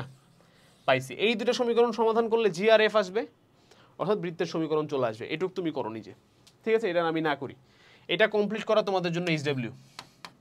কিচ্ছু না বাবা, ক্যালকুলেটরে দিবা, জি আর এফ এর ভ্যালু আসবে, ওইটাকে মূল সমীকরণটাতে বসাবা। এই সমীকরণটাতে জি আর ভ্যালু, আর জি আর ভ্যালু আর এফ এর ভ্যালু বসাবা, আর সি তো 0। ডান? পারবো নিজেরা? একটু কষ্ট করে নিজেরা এইচডব্লিউটা করো, এবং করে তোমরা হালকেনস্টাইন ফ্যামিলি এই গ্রুপটাতে একটু জমা দিবা, ঠিক আছে? ওকে। এছাড়া আমার একটা গ্রুপ আছে personal, maths and motivation by Akib Ahmed Prottoy, search দিলে ম্যাথস অ্যান্ড মোটিভেশন লিখলে আসবে, ওখানেও তোমরা দিতে পারো, জয়েন হইতে পারো, মানে জমা দিতে পারো। নেক্সট, ছেদবিন্দুগামী বৃত্তের সমীকরণ, খুব মজার জিনিস, ইজি জিনিস। এখান থেকে ম্যাথ করাবো না, আমি জাস্ট বেসিকটা বুঝাই। কোনো একটা বৃত্ত এবং সরল রেখা যদি ছেদ করে, মনে করো যে এল ইকুয়াল টু 0, এটা একটা সরল রেখার সমীকরণ, আর এস ইকুয়াল টু 0, এটা একটা বৃত্তের সমীকরণ। যদি একটা বৃত্ত এবং একটা সরল রেখা ছেদ করছে, এই যে ধরো এই বৃত্তটা আর এই সরল রেখাটা ছেদ করছে, তাদের ছেদ বিন্দুগুলা দিয়ে যদি আরেকটা বৃত্ত যায়, তাহলে এস প্লাস কে ইন্টু এল হয় 0, অথবা এল প্লাস কে ইন্টু এস হয় 0। মানে কি? মানে হচ্ছে এরকম, বৃত্তের সমীকরণ প্লাস কে ইন্টু সরল রেখার সমীকরণ সমান সমান 0, ঠিক আছে? অথবা সরল রেখার সমীকরণ প্লাস কে ইন্টু বৃত্তের সমীকরণ সমান সমান 0। মনে থাকবে? যদি দুইটা বৃত্ত একে অপরকে ছেদ করে, লাইক দিস, এই যে লাল কালারের দুইটা বৃত্ত একে অপরকে ছেদ করছে, যেই দুইটা পয়েন্টে এরা ছেদ হয়েছে, সেই দুইটা পয়েন্ট দিয়ে আরেকটা বৃত্ত যাচ্ছে, ওই বৃত্তের সমীকরণ কিভাবে বের করবো ভাইয়া? সিম্পল, এখানে বৃত্ত প্লাস কে ইন্টু সরল রেখা ছিল, এখানে বৃত্ত প্লাস কে ইন্টু বৃত্ত সমান সমান 0, এই সমীকরণ দিয়ে। তোমরা যারা একটু চিন্তা ভাবনা করতে শুরু করছো এটা নিয়ে, তারা বুঝতে পারছো অলরেডি যে ভাইয়া এই কে এর মান পাবো কোথায়। বুঝলাম একটা বৃত্তের সমীকরণ দেয়া আছে, সরলরেখার সমীকরণ দেয়া আছে, তারা যেখান দিয়ে ছেদ করতে সেখান দিয়ে আরেকটা বৃত্ত যাচ্ছে, তাই কে বসাচ্ছে, কে এর মান পাবো কোথায়? কে এর মান বের করার জন্য তোমাদের এনাফ তথ্য দেওয়া থাকবে। যেমন এরকম একটা তথ্যই এনাফ কে এর মান বের করার জন্য, যে যেই বৃত্তটার সমীকরণ বের করতেছো, সেই বৃত্তটার উপরে যে কোনো একটা বিন্দু তোমাকে দিয়ে দিল, তাহলে তুমি কে এর মান বের করতে পারবা। Whatever, by some means তোমাকে কে এর মান দেওয়া থাকবে, ঠিক আছে? এটা আমি ম্যাথকে স্লাইডে রাখছি একটা। আচ্ছা করাই দিই, না তোমরা কনফিউজড হয়ে যাবো বাবা। দেখো, এই বৃত্ত আর এই সরল রেখার ছেদ বিন্দু দিয়ে যেই বৃত্ত যায়, তার সমীকরণ নির্ণয় করতে বলছে। কি হলো? প্লাসে চাপ পড়ছে, সমস্যা নেই। তাহলে আমরা কি জানি? এখান থেকে কি শিখছি? বৃত্ত প্লাস কে ইন্টু সরলরেখা বা সরলরেখা যাই করো, তাহলে বৃত্ত আমি প্রথমটাই করি, x square plus Y square minus 6x, এই হলো বৃত্ত, প্লাস কে ইন্টু সরলরেখা, সরলরেখা কত, x minus 4 is equal two কত, 0। এই সমস্যা কি ভাই, কে এর মান বের করতে কিভাবে? দেখো কে এর মান দেয়া আছে এইভাবে, যে এই আলোকে বৃত্তের সমীকরণ নির্ণয় করো যার কেন্দ্র হচ্ছে 7,0 আর এটা ছেদবিন্দু দিয়ে যায়, তাহলে কেন্দ্রটা দেয়া আছে ভাইয়া। কেন্দ্রটা দেয়া থাকলে আমরা কোনোভাবে এটা বের করতে পারবো? দেখো তো একটু চিন্তা ভাবনা করে, কেন্দ্রের মান কত দেয়া আছে, 7,0। তাহলে একটু চিন্তা করে দেখো, এটাকে যদি আমরা একটু ভাঙি, হ্যাঁ, x square plus Y square minus 6x plus k x minus 4k is equal to 0। আর একটু সুন্দর করে লিখলে আমরা পাবো x square plus Y square, এখানে যদি আমরা মাইনাস কমন নিই তাহলে আমরা পাবো 6 minus K into x minus 4k is equal to 0। বলো তো এখানে 2gর ভ্যালু কত, মাইনাস 6 মাইনাস কে, অর্থাৎ 6 প্লাস কে, না অর্থাৎ কে মাইনাস 6। 2gর ভ্যালু কত, কে মাইনাস 6, জি এর ভ্যালু হচ্ছে কে বাই 2 মাইনাস 3, জি এর ভ্যালু কত, কে বাই 2 মাইনাস 3। প্রশ্ন অনুযায়ী জি এর ভ্যালু কত, 7। তাহলে এটা সমান সমান কি লেখা যাবে, 7 লেখা যাবে কিনা বলো? যদি লেখা যায় তাহলে কি লিখতে পারবো, কে বাই 2 সমান সমান কত, 10। তাহলে কে এর ভ্যালু কত লিখতে পারবো, 20। কে এর ভ্যালু কত হয়ে যাবে, 20। কে এর ভ্যালু যদি ভাইয়া 20 হয়, তাহলে এই সমীকরণের ভেতরে যদি আমি কে এর ভ্যালু 20 ইনপুট করি, তাহলে বৃত্তের সমীকরণ চলে আসবে কিনা বলো? অবশ্যই আসবে। আসো ইনপুট করে দেখি কি আসে, x square plus Y square minus 6 minus কত 20 ইন্টু কত বসাবো, এক্স মাইনাস 4 ইন্টু কে এর ভ্যালু কত বসাবো, 20 ইজ ইকুয়াল টু কত আসবে, 0। দেন এই সমীকরণটা তোমরা একটু ফাইনালাইজ করে লিখলেই সমীকরণ মানে অঙ্ক শেষ। বোঝা গেল কে এর ভ্যালু কীভাবে বের করা যায়, বোঝা গেছে? চাইছিলাম এই ম্যাথ করাবো না, তাও করাই দিলাম। নেক্সট, এবার আমরা চলে আসি বৃত্তের অন্যতম ইম্পর্টেন্ট টপিকে, সেটা হচ্ছে বৃত্তের স্পর্শক বা ছেদক রিলেটেড প্রবলেমস। সরি, ওকে। সো স্পর্শক বা ছেদক জিনিসটা কি এটা একটু আমরা আগে বুঝি, তারপরে হচ্ছে আমরা বাকি কাজ করতে পারবো, ঠিক আছে? সো ধরো যে এই হচ্ছে একটা বৃত্ত, ঠিক আছে, আর এই মনে করো একটা সরল রেখা, হ্যাঁ, এই সরল রেখাটা বৃত্তটাকে জাস্ট কি করবে, টাচ করে যাবে, ঠিক আছে? তো স্পর্শক হবার শর্ত কি? প্রথম শর্ত হচ্ছে যে বৃত্তটাকে এই সরল রেখাটা ছেদ করতে পারবে না। ছেদ করতে পারবে না এই কথাটাকে যদি আমি আরেকটু জিওমেট্রিক্যালি বলার চেষ্টা করি, তার মানে হচ্ছে এই বৃত্তটা আর সরল রেখাটার ইন্টারসেক্টিং পয়েন্ট বা ছেদবিন্দু হবে একটা। যখনই দুইটা ছেদবিন্দু চলে আসবে তার মানেই হচ্ছে এরকম একটা জায়গা দিয়ে যাচ্ছে, এই একটা দুইটা পয়েন্ট ছেদ করছে, ঠিক আছে? জাস্ট কি করতে হবে, টাচ করতে হবে, প্রথম শর্ত। দ্বিতীয় শর্ত হচ্ছে, এটা খুব ইন্টারেস্টিং একটা শর্ত, সেটা হচ্ছে দেখো এখান থেকে যদি আমি ব্যাসার্ধ মাপি তাহলে কি এই পয়েন্টটা এসে ঠেকবে না? Very simple concept. তার মানে হচ্ছে এই বৃত্তের ব্যাসার্ধ হবে হচ্ছে গিয়ে কেন্দ্র থেকে ছেদবিন্দু, এই ছেদ যেই জায়গাটায় করছে এই বিন্দুটার পয়েন্ট যদি তোমার জানা থাকে, আর কেন্দ্র জানা থাকলে ব্যাসার্ধ বের করা যাবে, কেন্দ্র আর ব্যাসার্ধ জানা থাকলে ছেদবিন্দু বের করা যাবে, ঠিক আছে? ডিফারেন্ট ওয়েতে বের করা যাবে। তার মানে শর্ত দুইটা, এক, কোনোভাবেই ছেদ করতে পারবে না, পয়েন্টটা হইতে হবে একদমই বৃত্তের উপর একটা পয়েন্ট। সেকেন্ড জিনিস হচ্ছে ব্যাসার্ধ হইতে হবে কেন্দ্র থেকে ছেদবিন্দুর যে দূরত্ব সেই দূরত্বের সমান, এর কমও না এর বেশিও না, ঠিক আছে? এর কম হলে হয়ে যাবে ছেদক, ঠিক আছে, আর বেশি হলে হয়ে যাবে বাইরের, ঠিক আছে, বহিস্থ একটা সরলরেখা। এবার যদি আমরা এই কনসেপ্টগুলো ইউজ করে একটা এমসিকিউ সলভ করা ট্রাই করি, দেখি।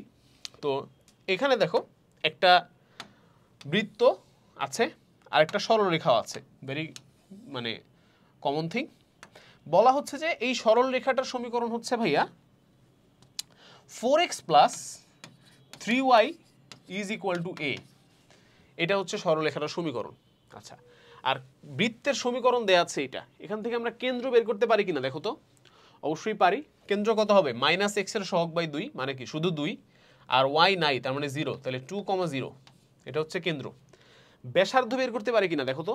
অবশ্যই পারি, √g² + f² - c, তাহলে জি কত এখানে ভাইয়া, টু স্কোয়ার করলে কত আসবে 4 প্লাস 0 মাইনাস 0 তার মানে কি জাস্ট 2। তাহলে ব্যাসার্ধ কত ভাইয়া 2, তার মানে এখান থেকে এই লাইনটার ডিস্টেন্স কত হবে 2। এবার দেখো বৃত্তের কেন্দ্র বলছে 2,0, এটা ঠিক আছে, আর বৃত্তের ব্যাসার্ধ বলছে 8, এটা কি সত্য না? বৃত্তের ব্যাসার্ধ কত ভাইয়া 2 পাইলাম আমরা, তার মানে এটা ভুল। তার মানে যেহেতু অপশনটা ওই যে মাল্টি, তার মানে অ্যান্সার অবশ্যই 1 এবং 3 হবে। ঠিক আছে, অ্যান্সার কত হবে 1 এবং 3। আচ্ছা নাইস। এবার তাহলে হচ্ছে আমরা কি করতে পারি, ও অ্যান্সার 1 and 3 ডান। আচ্ছা আমি যেটা দেখাতে চাচ্ছিলাম সেটা হচ্ছে যে এইটা একটু জাস্টিফাই করে দেখাবো যে হয় কিনা আসলে। আচ্ছা আমরা সরল রেখা চ্যাপ্টারে একটা বিন্দু হতে একটা সরল রেখার ডিস্টেন্স বের করা শিখছিলাম না? শিখছিলাম। তাহলে সেই টেকনিকটা যদি আমরা একটু ইউজ করি এখানে, তাহলে এই উপরে হবে 4 × 2 প্লাস 3 × 0 মাইনাস a, এটার মডুলাস, আর নিচে হবে হচ্ছে √4 স্কোয়ার প্লাস 3 স্কোয়ার। এর ভ্যালু হবে হচ্ছে কার সমান 2 এর সমান। তাহলে এটা হচ্ছে 4 দুগুণে 8 মাইনাস a ইনসাইডে মডুলাস ডিভাইডেড বাই 5, ওই পাশে গেলে হয়ে যাবে 10। ঠিক আছে, তাহলে প্লাস ধরে যদি করি তাহলে এর ভ্যালু আসবে কত বলো? প্লাস ধরে করলে 8 মাইনাস a 10, এ হচ্ছে কি 8 মাইনাস 10 মাইনাস 2, আর মাইনাস ধরে যদি করি তাহলে কি আসবে -8 প্লাস a, তাহলে ওই গেলে হবে 18। তাহলে এর ভ্যালু আসবে -2 আর 18। দেখছো, তাহলে ঠিক ছিল এটা। ওকে, তাহলে এই সিস্টেমটা ইউজ করে কিন্তু মানে এখানে তো ধরো এটা দিছে, বাট পরীক্ষায় যদি তোমাকে বের করতে পারে, বলতে পারে যে এই এর মান বের করো, তখন আমরা এভাবে করব। ঠিক আছে, ডান। নেক্সট সেম জিনিস সবাই মনে রাখবা যে স্পর্শক রিলেটেড এটাই একটাই টেকনিক, একটাই বেসিক, আর কিছু নাই। এই একটা বৃত্ত দেয়া আছে, বৃত্তের সমীকরণ দেয়া আছে, এবং এই বৃত্তর উপরে একটা সরলরেখা দেয়, এটার সমীকরণও দেয়া আছে নাকি। এই একটি বৃত্ত, এইটা একটা রেখা, 0-1 কেন্দ্র বিশিষ্ট বৃত্তের সমীকরণ নির্ণয় করো যা দৃশ্যকল্পের রেখাকে স্পর্শ করে। আচ্ছা ও এখানে এই বৃত্তর কোনো কাজ নাই, আচ্ছা এটার কোনো কাজ নাই, কেমন দিল তাহলে? আচ্ছা মনে হয় সৃজনশীল থেকে নেওয়া, তো ওখানে ছিল, অন্য কোনো কাজে লাগবে। আচ্ছা তাহলে জাস্ট সিম্পলি তোমার কেন্দ্র দেয়া আছে আর সরলরেখা দেয়া আছে, বৃত্তের সমীকরণ নির্ণয় করতে বলছে। বৃত্তের সমীকরণের জন্য কি কি জিনিস লাগে? দুইটা জিনিস লাগে, সেই বেসিক, কেন্দ্র আর ব্যাসার্ধ। কেন্দ্র আর ব্যাসার্ধ। কেন্দ্র দেয়া আছে, কেন্দ্র দেয়া আছে, ব্যাসার্ধ বের করতে পারলে অঙ্ক শেষ কিনা বলো? ব্যাসার্ধ বের করার জন্য কি সিস্টেম? এই পয়েন্ট থেকে এই লাইনের ডিস্টেন্স, তাহলে ডিস্টেন্সটা কত, মানে ব্যাসার্ধটা কত হবে 4 × 0 minus 3 plus 8 modulus divided by √4 square plus 3 square.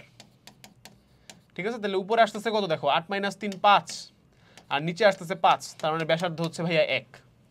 ব্যাসার্ধ কত 1, তাহলে সিম্পলি আমরা লিখতে পারবো না যে x মাইনাস কেন্দ্র কত 0 whole square plus y plus 1 whole square সমান সমান 1 স্কোয়ার। এখান থেকে একটু ব্যাখ্যা ট্যাখ্যা করে লেখো, x square plus y square plus 2y plus 1 = 1, তাহলে 0 আসবে, ইজ ইকুয়াল টু 0। এই হলো আমাদের বৃত্তের সমীকরণ। বুঝা গেল? ডান। নেক্সট এস। আচ্ছা এইবার হচ্ছে আমরা আরেকটা ছোট্ট কনসেপ্ট আমরা একটু বুঝি, এখান থেকে প্রশ্ন আসছে রিসেন্টলি। সেটা হচ্ছে যে কোনো একটা বৃত্তর সমীকরণ যদি এরকম হয় আর একটা বিন্দু যদি তোমার কাছে দেয়া থাকে, সেই বিন্দুটা কি বৃত্তের বাইরে, বৃত্তের ভেতরে নাকি বৃত্তের উপর, এইটা টেস্ট করার একটা ওয়ে আছে। সিম্পল ওয়ে কিছু না, ওই বিন্দুটা তুমি এখানে বসাবা, এক্স ওয়াই তো এর ভেতরে বসাবা। যদি দেখো যে বসানোর পরে ভ্যালুটা গ্রেটার দেন 0, তাহলে বাইরে অবস্থান করতেছে। যদি দেখো যে ইকুয়াল টু 0, তাহলে বৃত্তের উপরে অবস্থান করতেছে, তার মানে কি এটা স্পর্শক হইতে পারে ওই বিন্দুতে। আর বৃত্তের ভেতরে অবস্থান করলে হবে এস ইজ লেস দেন 0। ঠিক আছে, তার মানে যখনই তোমাকে কোনো ছেদ বিন্দু যদি দিয়ে দেয় তাহলে সিম্পলি তুমি এই তিনটা ভ্যালু দিয়ে তুমি বুঝতে পারবা যে বৃত্তের ভেতরে আছে, বাইরে আছে, নাকি মাঝে আছে, মানে উপরে আছে। ঠিক আছে, তো এই দেখো এখানে একটা ইয়ে দিছে যে কোন শর্ত সাপেক্ষে -2,5 বিন্দুটি এই বৃত্তের ভেতরে অবস্থান করবে, মানে ভেতরে অবস্থান করানোর জন্য সি এর ভ্যালু কিরকম হইতে হবে সেটা বলছে। তাহলে আসলে আমরা বিন্দুটা এখানে প্লট করি আগে। -2 স্কোয়ার হবে 4, হলুদ দিয়ে লিখি। -2 স্কোয়ার হবে কত 4, 5 স্কোয়ার হবে 25, -6 × -2 হবে হচ্ছে +12, -4 × 5 হবে হচ্ছে 20, প্লাস সি, এটা কি হইতে হবে ভেতরে অবস্থান করতে হবে, তার মানে এটা কি হইতে হবে লেস দেন 0 হতে হবে। তাহলে এখানে কি আছে 29, আর 12 - 20 হলো -8, 29 - 8 হলো 21, 21 প্লাস সি হইতে হবে লেস দেন 0, তার মানে সি কি হইতে হবে লেস দেন -21। সি এর ভ্যালু যদি -21 এর থেকে ছোট হয় তাহলে এই বিন্দুটা বৃত্তের ভেতরে অবস্থান করবে। ক্লিয়ার? পরীক্ষায় আসতে পারে এই ধরনের প্রশ্ন। হ্যাঁ, নেক্সট, এইবার আমাদের স্পর্শক রিলেটেড লাস্ট কনসেপ্ট, যেটা হচ্ছে ইম্পর্টেন্ট কনসেপ্ট, সেটা হচ্ছে যে যদি আমাদেরকে কোনো একটা বিন্দু দিয়ে দেয় যে এই বিন্দুতে স্পর্শকের সমীকরণ নির্ণয় করো, তাহলে আমরা কি করব? তাহলে আমরা এই কাজটা করব। এক্স স্কোয়ারকে বানাই দিব x into x one, y স্কোয়ারকে বানাই দিব ওয়াই ইন্টু ওয়াই ওয়ান, এটা ওয়াই হবে। এক্সকে বানাই দিব x plus x one by two, ওয়াইকে বানাই দিব y plus y one by two. এইটা আমাদের লাগবে না, এটা হচ্ছে কোনিক্সের জন্য, ঠিক আছে? এটা লাগবে না।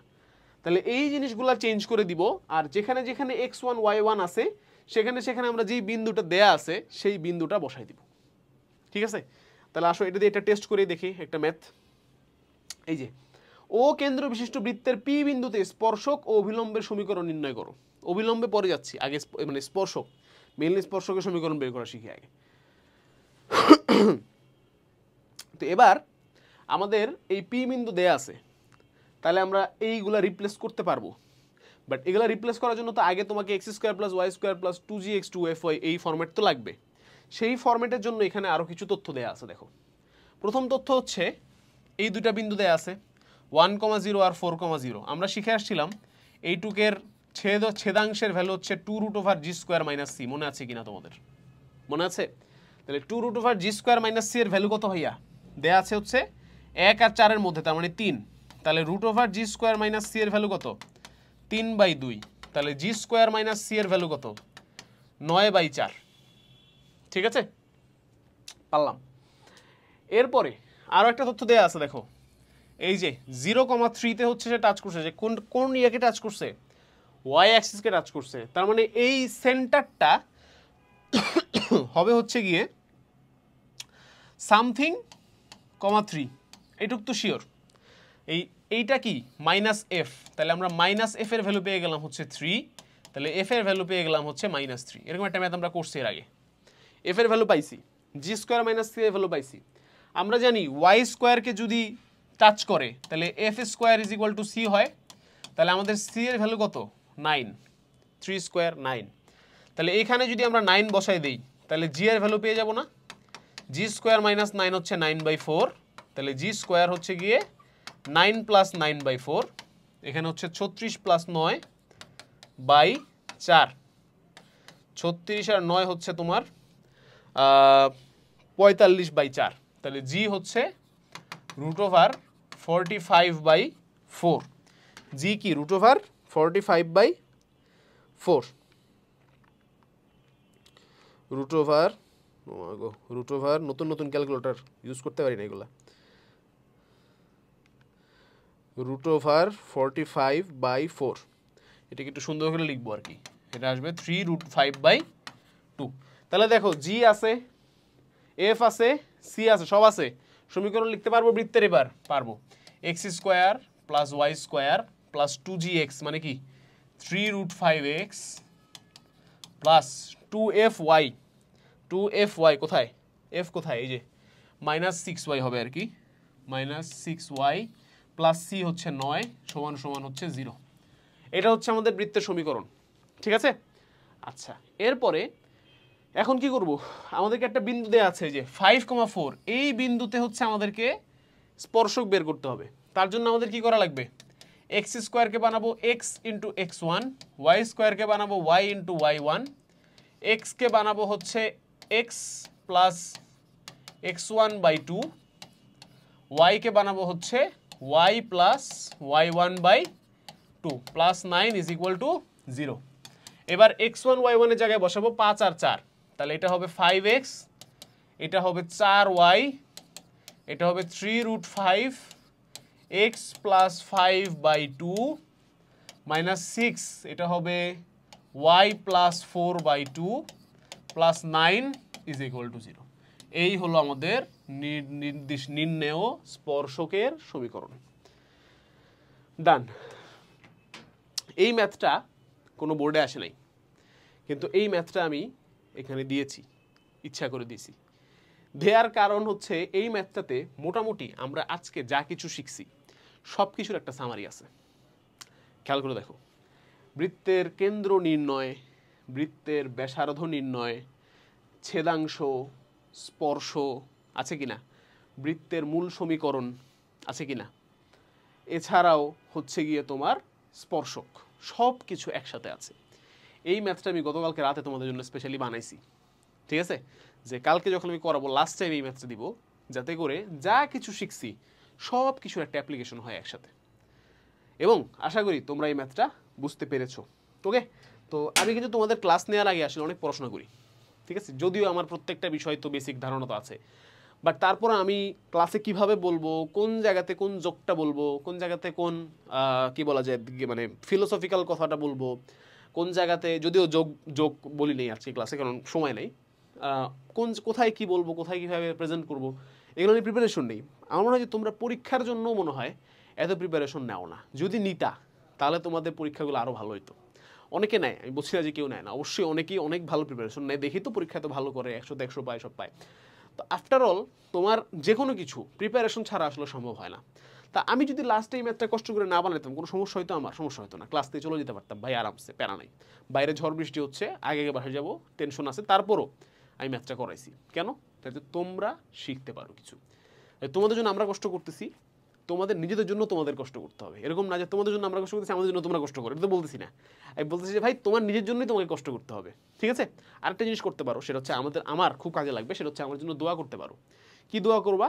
যে ভাইয়াকে বেশি বেশি হচ্ছে টাকা পয়সা দেন, বেশি বেশি হচ্ছে কি বলে ধন সম্পদ দেন, বেশি বেশি ফলোয়ার দেন। আল্লাহ আল্লাহ তুমি প্রত্যেক ভাইকে বেশি বেশি ফলোয়ার দান করো, আল্লাহ তুমি প্রত্যেক ভাইকে বেশি বেশি টাকা পয়সা দান করো, আল্লাহ তুমি প্রত্যেক ভাইকে সুন্দরী বউ দান করো। না, এসব দোয়া করা দরকার নেই। তোমরা যে দোয়াটা আমার জন্য করবা সে সিম্পল দোয়া।